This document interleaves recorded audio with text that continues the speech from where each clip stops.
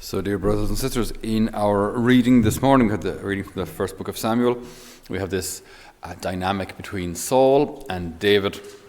The Saul who is anointed king, chosen king by Samuel, becomes king, leads the people, but he doesn't do a great job. I mean, he's vain. He likes to be seen, he likes to be praised, and I guess his greatest flaw is that God's word isn't enough for him. When God reveals his will through Samuel, Saul thinks, yeah, that's a nice idea, but I'd rather do it my own way. So often what he does doesn't necessarily seem like the worst sin in the world, but the point is, if we don't get the little things right, if we don't follow God in the little things, then we're not going to follow him in the big things. If we don't get him right in the ordinary things, we won't get the extraordinary things right. If we don't listen to him, if we won't follow him in the ordinary things, we won't follow him in the extraordinary things. And that's where, like, every day, it's such a lesson to us, like that every day is an opportunity to grow. Every day on this journey towards the Lord is formative. Because it is a question that many of you have, and I suppose many of our viewers at home as well have, some of the bigger questions of life. You know, what's my vocation, or what's God's will for me, in the big things.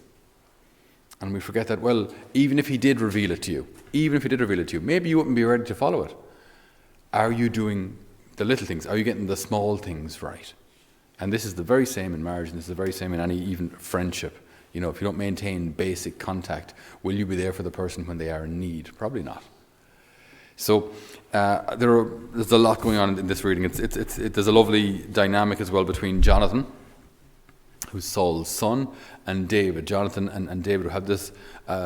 It's a good friendship. I would actually be terrified of them making a movie about this today, because I guarantee you they'd probably be implying that Jonathan was some way romantically interested in David. He wasn't. They were what's known as friends, right? It's a thing. It's a real thing. Friends. Jonathan, who actually is friends with David, who likes the guy and would prefer not to see him dead. It's usually kind of a quality of a friend. They'd rather not see you dead. You know, so Jonathan informs David, my dad wants to kill you. If I were you, I'd get out of here. So David does. But the one thing I wanted to hone in on today is Saul, who is really cutting off his nose to spite his face, to use the old expression. David has done something amazing for the people of Israel. Right? He's defeated Goliath. No warrior in Israel wanted to take on Goliath. Big dude, plenty of experience in war and in battle. They did not want to take him on. And Goliath, incidentally, before this particular battle between David and himself, Goliath had spent, I can't remember how long it was quite a long time, something like in around 40 days, coming up to the Israelite camp, taunting them. Ye shower of wasters, ye shower of losers. Oh, look at ye, the big powerful people, your big powerful God. Go on, anybody who thinks he's capable of taking me on, send him out. Right? So day after day after day, taunting the people of Israel. And they were terrified of him. Because, again, if you know, I mean, me going up against Eddie or something, I mean, like you've got a guy with a long reach, you know, a guy with armor, a guy who's trained, who knows what he's doing. The Israelites weren't necessarily soldiers. They were farmers. They were nomads. You know, so again, you don't stand a chance. And then David goes up, running from the battle lines with no sword and with no armor. A child, right, against a man who has been training for 15 years, 20 years, how to kill people quickly. This was his job. Goliath's job was to learn how to kill people quickly. Move on to the next one. This was his job. That's all he did. And you're going to go up against him, running at him with a slingshot. I know, like, we do marvel at the story, but like, that was suicide. But because he felt this was God's will, it worked. He was doing what God wanted. Okay, and it works in their favor. Now, so Israel now have won a great battle, right? Without having to send out thousands against thousands and lose thousands of men in battle. David defeats Goliath, right? So one representative of each camp. So, I mean, it's a hugely successful battle. I mean, it rattled the Philistines in their confidence. It gave a great boost of confidence to the Israelites. Okay, so it's a good thing for Israel. But then Saul hears the ladies singing. The ladies singing. Saul has killed his thousands and David his tens of thousands. Saul was very angry. The incident was not to his liking. They have given tens of thousands to David, he said, but given me only the thousands. He has all but the kingship now. And Saul turned a jealous eye on David from that day forward. Okay, it's really childish, like. It's really childish of Saul. He's the king of Israel. Grow up. Right, this fella won a battle for ye. Okay, this has benefited Israel. Get on with being a king, as opposed to the girls like him more than me. I mean, that's what he's saying. Like, it's crazy. It's so immature. It's so vain. Now, I think again, it's always important to bring these readings back to us, back to me today. Otherwise, they're just historic stories. I think very often you and I can have what you might call a performance-driven identity. Performance-driven identity. That in order to be loved, I have to do something. In order to be good, I have to do something. In order to be recognized or anything, I have to always do. I have to perform well, and then I can receive love. I always have to make a serious effort. Now, okay, we have to balance this correctly, because you can exaggerate on both sides. You can exaggerate by saying, I have to do lots and lots and lots in order to earn even God's love. You know, in order for God to love me, now if I do my holy hour and do my annual pilgrimage and I go to Mass on Sunday, then, okay, maybe I can accept some of God's love. If I don't do those things, or if I experience my own sinfulness or my weakness, then God doesn't love me, but that's okay. I haven't earned it.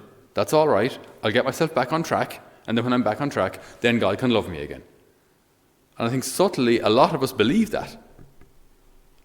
That, you know, when we fall short of the mark, when we experience our own weakness, God doesn't love me as much, but that's okay. I understand. I wouldn't love me either. So once I get myself back on track, then he can start loving me again, and that's fine. That's not the heart of the Father. That is not how the Father loves. I mean, we could go into the whole parable of the prodigal son, or maybe the merciful Father, if you wish to call it that, who waits for his son while he is still a long way off, sees him and runs towards him. The Father is not waiting even for the son to pronounce his little rehearsed spiel. I've sinned against heaven and against you. I'm no longer worthy to be called your son.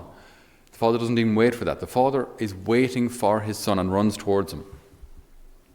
So the Father's love is unconditional. I don't know how often we have to say that for that actually to get into our stupid heads and our walled hearts. The Father's love is unconditional, meaning no condition, meaning you don't earn it, meaning a performance-driven identity towards God. It cheapens God's love, or it makes God's love conditional. It makes his love conditional. He'll love me when I'm good. He'll love me when I'm sinless. He'll love me when I've overcome a certain vice, or when I've ticked a certain number of kind of spiritual boxes. Then he'll love me. That's a performance-driven identity towards God.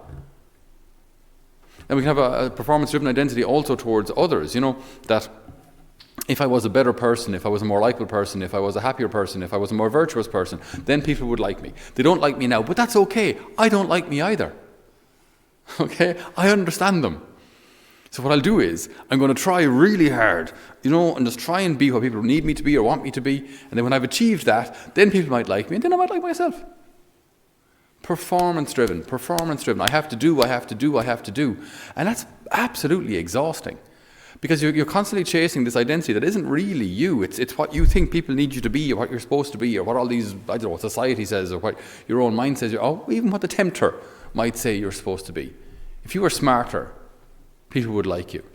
If you were smarter, if you were prettier, okay, people would like you. You're not good enough as it is, but look, maybe if you do these certain things and go on these certain diets, wear these certain clothes, put your hair in a certain way, and get your face tucked and pulled and dragged in whatever way it's supposed to be, then people would like you. Now, so for the moment, you're hideous, but that's okay. We'll work on it. You've got no friends, but that's fine. No one would really love you. I mean, look at you. Okay, but what we'll do is, we'll do all these things, and then you'll be likable, and then you'll have friends, right? So, but again, the mentality is, I'm not good enough in and of myself. And if I do certain things, then I will be lovable. Performance-driven. If I win, if I'm good at, if I look like, all of these things. It's an exhausting way to live because we're constantly chasing something. And the enemy is very, very, very good at spotting that weakness. He spots that frailty, that desire for love, which is a good thing. It's good that we want to be loved because that's normal. We have been created for love. That's completely normal. But the fact that we feel we have to earn love all the time, the enemy will very much capitalize on that. He will see that you're hungry for love, which we all are, because as I say, we have a human heart. We want to be loved. But he will say then, in order to attain that love, you have to do. And that's exhausting. And I would argue it doesn't actually come to an end either. After you have done those things that you were supposed to do, after you have gotten your Botox done, or won some accolade in sports, or achieved some of these spiritual standards that you had set for yourself, are you at peace then? I would argue no. I would argue that chances are there's always something more you could have or should have or would have done. So even then, you're not still at peace. And even as regards earning God's love or earning other people's love, or maybe even loving yourself, there's always something more that could have or should have been done. So I think this performance-driven identity is it's detrimental to our happiness. It's detrimental to our relationship with God.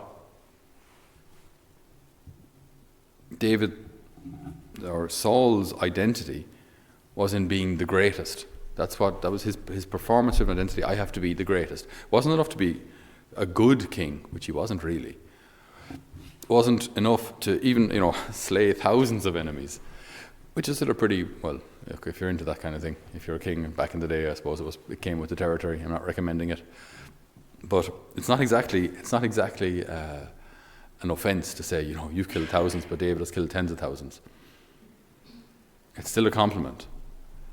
But it wasn't enough. His identity was that I have to be the best, but he was focusing on all the wrong things. Be the best. Well, be the best at doing God's will, maybe. Might have been a better idea for him. So you and I, have we a performance-driven identity? Am I only happy when I've achieved certain standards or goals? Do I believe that God can only love me if I've achieved certain standards in the spiritual life? Do I believe that other people could only love me if? Will I only love myself if? The founder of our community, Father Paul, often speaks about in the spiritual life, nicht leisten. So this leisten, this I have to just do and do and do all the time, rather than just receive. And where many of us are really, really terrible at receiving. Just receiving God's love. Just sit there and receive it. Just receive it. You don't have to earn it or pray a certain amount and then he might love you. And it's just receive it. Just receive it. We can learn so much from watching, not in a weird way, but a mom and a child, just how the mom just loves the child and just picks up little pooey baby and just loves the child. The child hasn't done anything to earn it. And you would do the same when you see a child. You'd love the child, even though you might even know the child's name. Or a niece or a nephew or your own children, God willing, one day. You'll know their name, probably. But you pick them up and you love them. You love them. Not because they've done anything, just because they exist. And so God, he loves you because you exist, not because you've done something to earn it. if that can seep into our hearts, that changes our experience of prayer. And it changes our adoration. Because you come to adoration, and sometimes you think, Lord, I know you speak to lots of people, and you speak to the holy people, and you speak to Maria, and you speak to Hannah, because they're really holy. I know you won't speak to me, but I get it. I wouldn't speak to me either. So what I'll do is, I'll pray this holy hour, I'll do this rosary, I'll sing these songs, and sure, yeah, maybe I hope they have a good holy hour. All right, I hope they get some spiritual revelations. And then you just put down the hour, because God isn't going to speak to you, because you're you. And you don't even expect him to. You're not even listening for him, because he's not going to. Why would he speak to you? And so you already discount yourself from the possibility of him speaking to you, because why would he? You understand? Like, we put up these barriers, and then wonder why God doesn't speak. Well, he's trying to. He's trying to. He wants to. Do you want to hear him? Have you blocked him out? Do you think that you have to attain a certain standard before he'll actually speak to you? I think that's probably more common than we might realize. Your Father loves you. You do not have to earn his love. If we recognize that we have a performance-driven identity, this is something we should bring to the Lord. Lord, I feel I have to earn your love. Say it to him honestly. I feel I have to earn your love. And then listen to his response. It'll be something along the lines of, I love you just as you are. And you'll say, yeah, but I know, but I should have, and it would have been better if, and he'll probably say, whished up in his divine way. He'll probably just say, would you mind to stop talking a second? Shh, shh, shh, shh. Okay, would you just listen? I love you. I love you just as you are. And then sit in that, sit with that, stay there. It's good to identify if we have a performance-driven identity and then declare bloody war on it. Because it's not from God. It's not from God. And it will absolutely get between you and him. Your identity is not based on your performance. Your identity is based on the fact that you are a beloved child of God. Sit with that, pray with that, and let the Lord love you.